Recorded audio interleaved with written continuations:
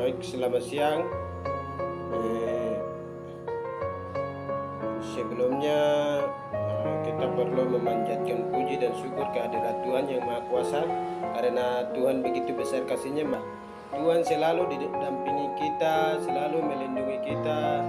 Maka dimanapun kita berada, aktivitas lancar,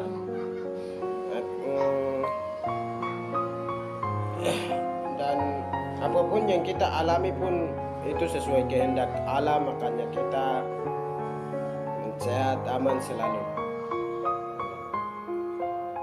Mungkin hari ini kita penjelasan tentang ada beberapa poin, yaitu tujuan keunggulan punya pacar seorang aktivis. Itu seperti apa kita perlu melihat. Kita melihat bahwa semua kuliah nampaknya menjadi suatu keharusan mengeluti sebuah organisasi, entah itu organisasi intra kampus maupun ekstra kampus. Semua kembali lagi kepada minat dan bakat yang kita miliki. Bisa juga karena sekedar mengikuti ajakan teman, kemudian menjadi jatuh cinta kepada organisasi maupun kader organisasinya. Jatuh cinta kepada organisasi eksternal kampus memiliki dampak yang baik bagi pengembangan diri, khususnya bagi perempuan. Ia akan belajar untuk bertanggung jawab terhadap diri sendiri, mengatur waktu, menyelesaikan tugas kuliah tepat waktu, dan tepat memberikan kontribusi terhadap organisasi yang ia akan mencintai itu. Sepanjang proses tersebut menjadikan aktivis perempuan berbeda dengan teman sebayangnya yang tidak berorganisasi. Ia mengikuti perkembangan isu terkini, berdiskusi dan berbagai aktivitas lain demi eksistensinya maupun pengembangan dirinya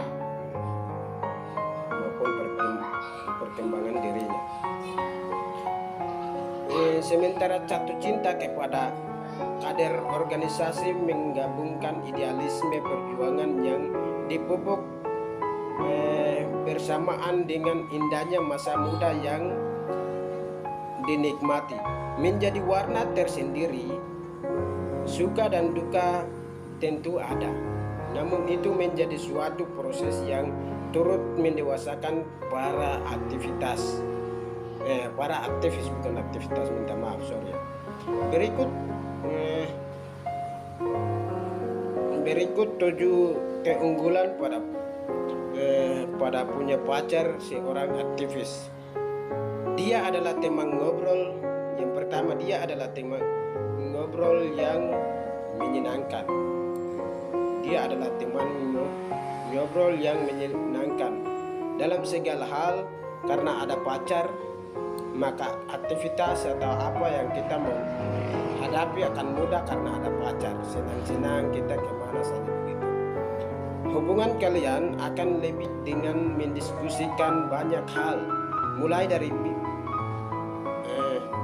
basa-basi, urusan romansa, sampai dengan urusan sosial, politik, agama maupun isu terbaru, hingga tak jarang menyinggung teori konspirasi.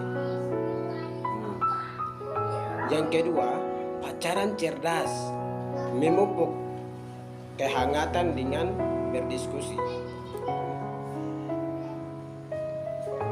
Jadi seketika adakan ruang diskusi, nyaman kalau seketika ada pacaran. Makanya kegiatannya dalam diskusi akan lancar, ikuti senang karena ada pacaran. Kamu lagi apa? Udah makan belum? Pertanyaan-pertanyaan yang bersifat sangat basa-basi itu tidak akan terulang setiap jam kalau kekasihmu seorang aktivis. Tapi jangan kaget jika ada tiba-tiba bertanya, menurut kamu keadilan itu seperti apa? Apa yang harus kita berantas dulu nih antara kemiskinan, keadilan, dan kesejahteraan? Dan apa kesehatanmu? Kita akan dibuat berdiskusi dan saling bertukar pendapat dengan topik yang bermanfaat.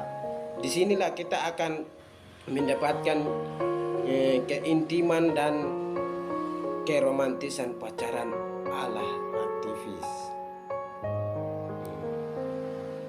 Yang ketiga, terlihat cuek, tapi sekalinya bertemu ia akan sangat romantis.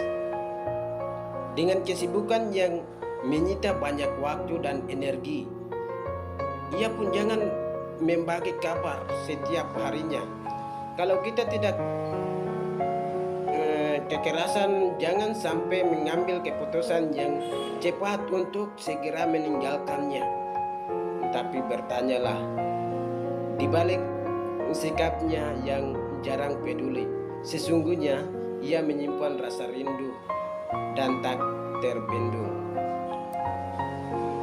Sayangnya, rasa rindu yang ia miliki berbenturan dengan agenda perjuangan demi menyuarakan kepentingan masyarakat umum.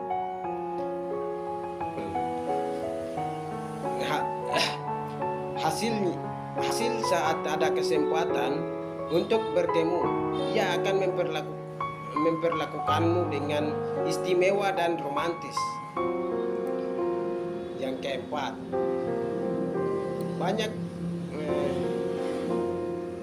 banyak bergabung, namun dia tetap setia bersamamu.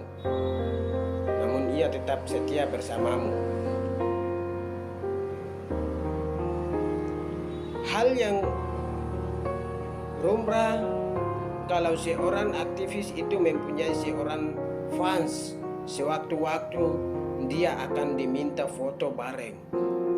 Fotonya akan diunggah di Instastory ataupun feed Instagram si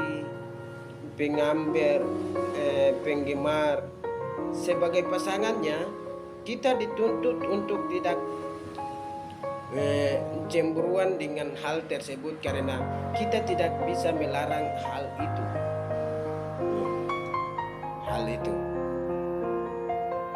Tapi dia pun sadar bahwa dia memiliki kekasih.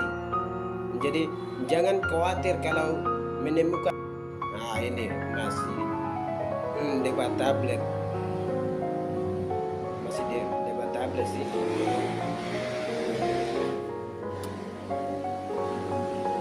Yang kelima, perempuan aktivis itu mandiri, independen, dan keibuan.